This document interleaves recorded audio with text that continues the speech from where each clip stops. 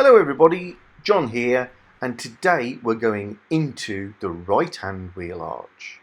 See what secrets we can find here.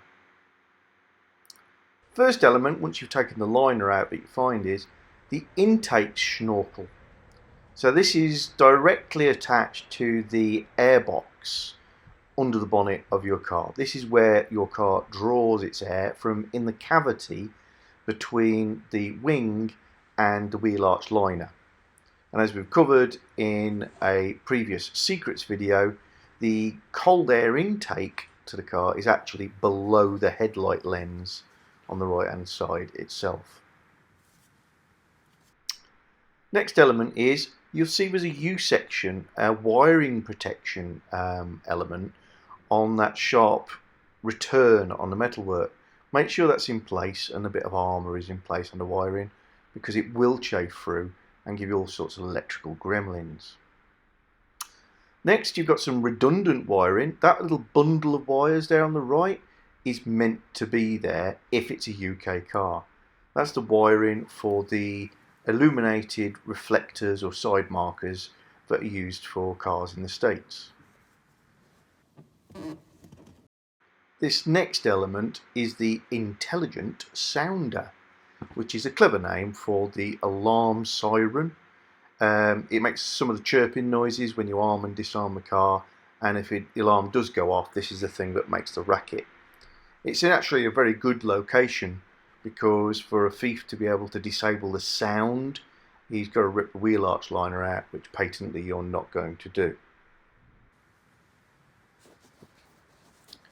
So we move down, still facing forward, we see the AERO winglets, which are aero devices to stop lift at the front of the car, and you see that they are separate to the under tray and held in place with plastic rivets, so they can be replaced if you can find them.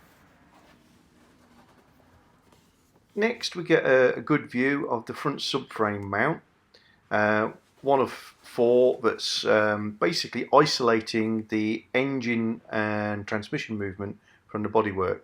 And that little view there shows you another reason that if you get a Jag, you've got to get yourself a nice large set of Torx fittings, because without them there's so many jobs you can't do.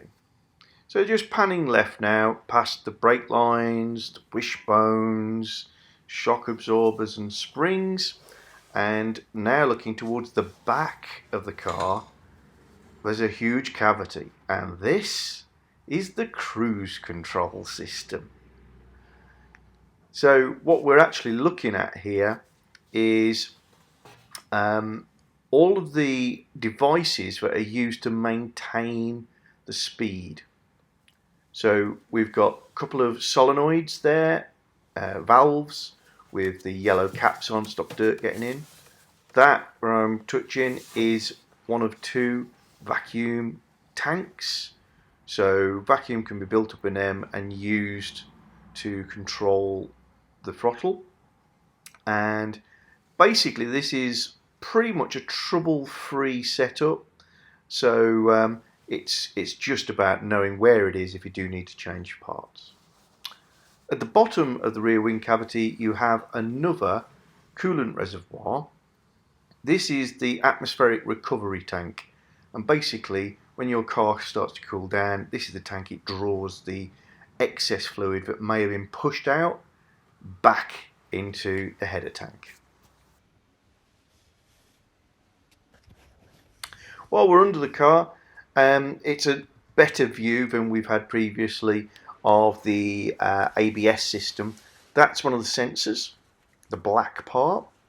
You can see that it is bolted through the hub carrier, and it's looking at the sensor ring, there we are, that is now rotating, and it's got teeth on it, and they're all gummed up with road crap and rust and all the rest of it. And basically that black sensor is a metal detector looking for the pulses generated by those castellated teeth. It's easy to see why a really dirty sensor or a dirty ring, it's called a reluctor ring, will cause an ABS fault. If you've enjoyed this episode, please help me and the channel by subscribing and clicking on the bell icon. Speak to you all soon. Bye.